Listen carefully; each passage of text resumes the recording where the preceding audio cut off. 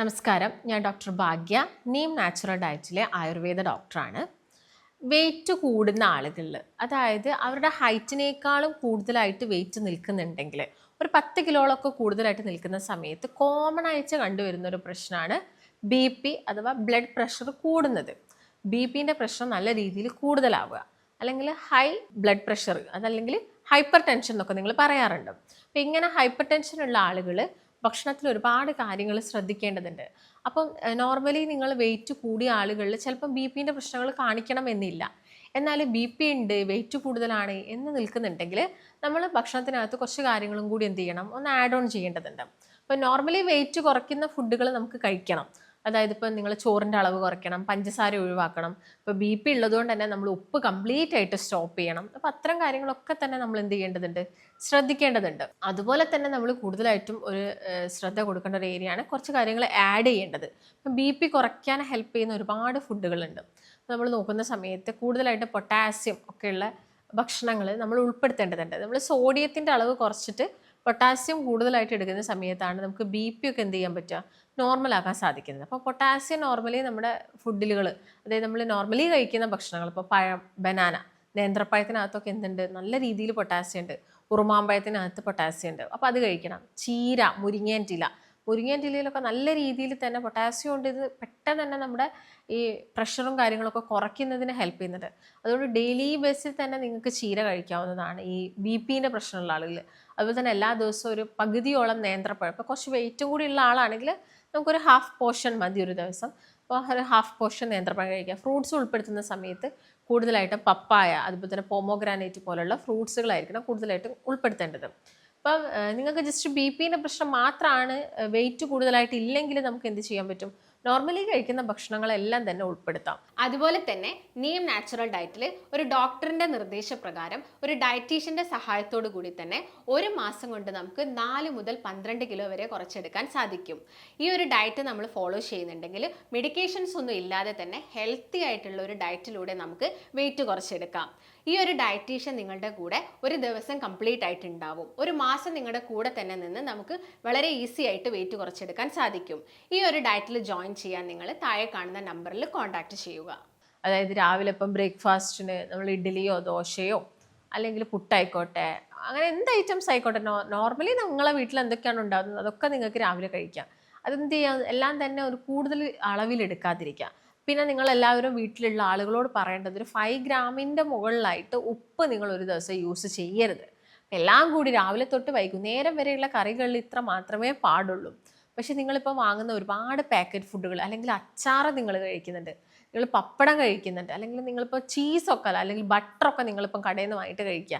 ഈ ബട്ടറിനകത്ത് നിങ്ങൾ ingredients check ചെയ്യുന്ന സമയത്ത് അതിനകത്ത് ഉപ്പുണ്ടോ എന്നൊന്ന് നോക്കുക. അത്തരമാണെങ്കിലും അതും ഒരുപാട് അളവിലായിരിക്കും നിങ്ങൾ എടുക്കുന്നുണ്ടാവുക. ഇപ്പോൾ എന്തെങ്കിലും പ്രിപ്പറേഷനൊക്കെ ചെയ്യാൻ വേണ്ടിയിട്ട് നിങ്ങൾ ഈ ബട്ടറൊക്കെ കൂടുതൽ എടുക്കുന്നുണ്ടെങ്കിൽ അത് പ്രശ്നമാണ്. അപ്പോൾ ഇത്തരം കാര്യങ്ങളൊക്കെ ഈ BP പേഷ്യൻസുകൾ ഒഴിവാക്കേണ്ടതുണ്ട്. അതുപോലെ തന്നെ ഉപ്പ് കൂടുതലായിട്ട് വരുന്നത്, ഇപ്പോൾ മിക്സ്ചർ, നമുക്ക് ഈ ചായക്കൊക്കെ കൂട്ടി കഴിക്കാൻ ഭയങ്കര ഇഷ്ടമാണ് മിക്സ്ചർ, അതിനകത്ത് നല്ല രീതിയിൽ തന്നെ എന്ത് വരുന്നുണ്ട്, സോൾട്ട് വരുന്നുണ്ട്. അതുപോലെ തന്നെ മറ്റെന്തൊക്കെയാണോ ഉപ്പിട്ട് വരുന്ന പച്ചക്കറികൾ, അല്ലെങ്കിൽ ഇപ്പം തന്നെ നിങ്ങൾ കുറേ ഫ്രൈഡ് ആയിട്ടുള്ള വെജിറ്റബിൾസ് ഒക്കെ കിട്ടുന്നുണ്ട്. ഫ്രൈഡ് വെജിറ്റബിൾസ്, ഈ ഫ്രൈഡ് വെജിറ്റബിൾസ് നന്നായിട്ട് ഓയിലിൽ ഫ്രൈ ചെയ്തെടുക്കുകയും അതിനകത്തോട്ട് നല്ല രീതിയിൽ സോൾട്ട് ആഡ് ചെയ്യുകയും ചെയ്യുന്നുണ്ട്.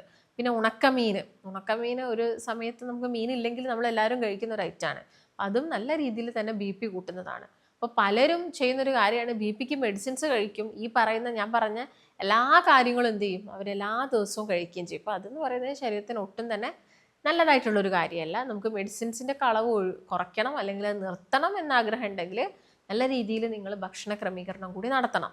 അപ്പം വെയിറ്റ് കൂടിയിട്ടുള്ള ആളുകളൊക്കെയാണ് BP ആയിട്ടുള്ള പ്രശ്നം ഉണ്ടെങ്കിൽ അവർക്കിപ്പോൾ രാവിലെയൊക്കെ ബ്രേക്ക്ഫാസ്റ്റൊക്കെ ഒന്ന് ലിമിറ്റ് ചെയ്യുന്നത് നല്ലതാണ്. അപ്പോൾ അതിൻ്റെ അളവൊക്കെ കുറച്ച് നമുക്ക് മുട്ടയൊക്കെ ആഡ് ചെയ്യാം. മുട്ട ആഡ് ചെയ്യുന്നതുകൊണ്ടൊന്നും പ്രശ്നമില്ല. ഫ്രൂട്ട്സ് ആഡ് ചെയ്യാം. യോഗേർട്ട് ആൻഡ് ഫ്രൂട്ട്സ് മിക്സ്, അത് നല്ല രീതിയിൽ വയറ് ഫില്ല് ചെയ്യുന്നതാണ്. നിങ്ങൾ കുറച്ച് യോഗേർട്ട് എടുക്കുക, അതിനകത്തോട്ട് കുറച്ച് അവക്കാഡോ, അതിനുള്ളിലുള്ള പൾപ്പ് എടുത്തിട്ട് ഈ യോഗേർട്ടിൽ നന്നായിട്ട് മിക്സ് ചെയ്യുക. എന്നിട്ട് എന്ത് ചെയ്യുക, ഇതിനകത്തോട്ട് ഞാൻ നേരത്തെ പറഞ്ഞ അനാറ്, ആപ്പിള്, പേരയ്ക്ക, അങ്ങനെയുള്ള കുറച്ച് ഷമാം എന്ന് പറഞ്ഞൊരു ഫ്രൂട്ട് ഉണ്ട്, മധുരം എത്രയോ കുറവാണ്.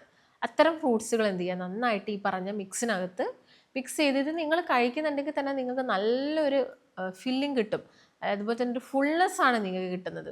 അതിൻ്റെ കൂടെ നമുക്ക് ഒരു എഗ്ഗ് ആഡ് ചെയ്യാം. അപ്പോൾ നമുക്ക് അത്ര വിശക്കില്ല.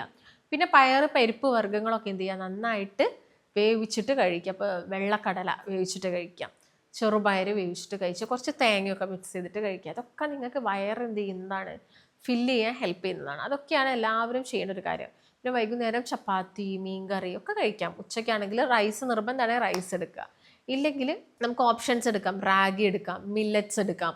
അങ്ങനെ പല രീതിയിൽ നമുക്ക് കഴിക്കാം. എല്ലാ ദിവസവും നമുക്കൊരു സാധനം തന്നെ കഴിച്ച് വെയിറ്റ് കുറച്ചെടുക്കുക എന്ന് പറയുന്നത് കുറച്ചധികം ബുദ്ധിമുട്ടുള്ള കാര്യങ്ങളാണ്. അതിൻ്റെ ആവശ്യകതയില്ല. ഇതുപോലെ മാറ്റിയിട്ട് ഓരോന്ന് കഴിക്കുക. അപ്പോൾ ചില ദിവസങ്ങളിൽ നിങ്ങൾക്ക് സ്വീറ്റ് പൊട്ടറ്റോ മാത്രം കഴിച്ചാൽ വയറ് നിറയായിരിക്കും. രാത്രി അത് മാത്രം മതി. ചിലപ്പം ജസ്റ്റ് ഒരു ബൗളിൽ ഫ്രൂട്ട് കട്ട് ചെയ്തിട്ട് മാത്രം കഴിച്ചു കഴിഞ്ഞാൽ നിങ്ങൾ ഓക്കെയാണ്. അപ്പം അത് നിങ്ങൾ ശീലിക്കണം. ഞാനിപ്പോൾ പറയുന്ന സമയത്ത് നിങ്ങൾക്കത് എല്ലാവർക്കും അത് ഡൈജസ്റ്റ് ആവണം എന്നില്ല. അതുകൊണ്ട് നിങ്ങൾ എന്ത് ചെയ്യണം, ഒന്ന് ശീലിച്ച് നോക്കുക. 1-2 ആഴ്ചയൊക്കെ ഞാൻ ഈ പറഞ്ഞപ്പോൾ തന്നെ ഫ്രൂട്ട് മാത്രം കട്ട് ചെയ്ത് കഴിക്കുക, യോഗട്ട് മിക്സ് ചെയ്തിട്ട് കഴിക്കുക, അല്ലെങ്കിൽ മില്ലറ്റ്സ് കൊണ്ട് പ്രിപ്പറേഷൻസ് ഉണ്ടാക്കുക, ദോശ ഉണ്ടാക്കുക, വീറ്റ് ദോശ ഉണ്ടാക്കാം, അല്ലെങ്കിൽ മൾട്ടിഗ്രെയിൻ ആയിട്ടുള്ള ഐറ്റംസ് ഒക്കെ കിട്ടുന്നുണ്ടെങ്കിൽ ബ്രെഡോ ചപ്പാത്തി പൊടിയൊക്കെ കിട്ടുന്നുണ്ടെങ്കിൽ അതൊക്കെ നമുക്ക് എന്ത് ചെയ്യാൻ പറ്റും, യൂസ് ചെയ്ത് കഴിക്കാൻ പറ്റുന്നതാണ്.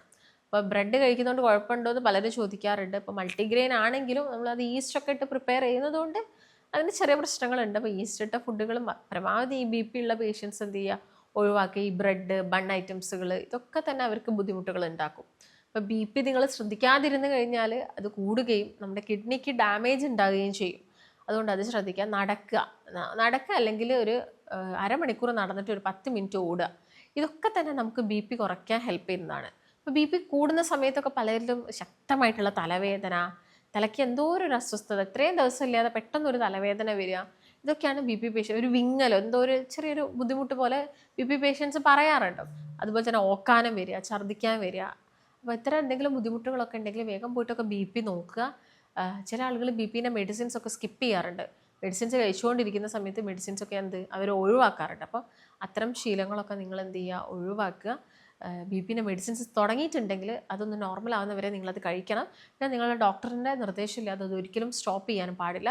കൂടുതൽ ഫ്രൂട്ട്സ് ആൻഡ് വെജിറ്റബിൾസ്, ഇലക്കറികൾ ഒക്കെ ധാരാളം കഴിച്ചു കഴിഞ്ഞാൽ പൊട്ടാസ്യം ബോഡിയിൽ കൂടും.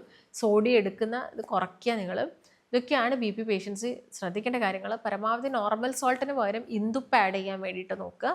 അപ്പോൾ ഇത്തരം കാര്യങ്ങൾ ശ്രദ്ധിച്ചാൽ BP നമുക്ക് കുറയ്ക്കാം. നമുക്ക് ഇതിൻ്റെ കൂടെ തന്നെ വെയിറ്റും കുറച്ചെടുക്കാൻ സാധിക്കും. അപ്പോൾ നിങ്ങൾക്ക് ഇത്തരം എന്തെങ്കിലും ബുദ്ധിമുട്ടുണ്ട്, കൺസൾട്ടേഷൻ അത്യാവശ്യമായിട്ടുണ്ടെങ്കിൽ താഴെ കാണുന്ന നമ്പറിൽ കോൺടാക്ട് ചെയ്യാം. ഒരു ഡയറ്റ് എടുക്കാൻ താല്പര്യം ഉണ്ടെങ്കിൽ താഴെ കാണുന്ന നമ്പറിൽ കോൺടാക്ട് ചെയ്യാം. മറ്റൊരു നല്ല ഹെൽത്ത് ടോപ്പിക്കുമായിട്ട് വീണ്ടും കാണാം. നന്ദി.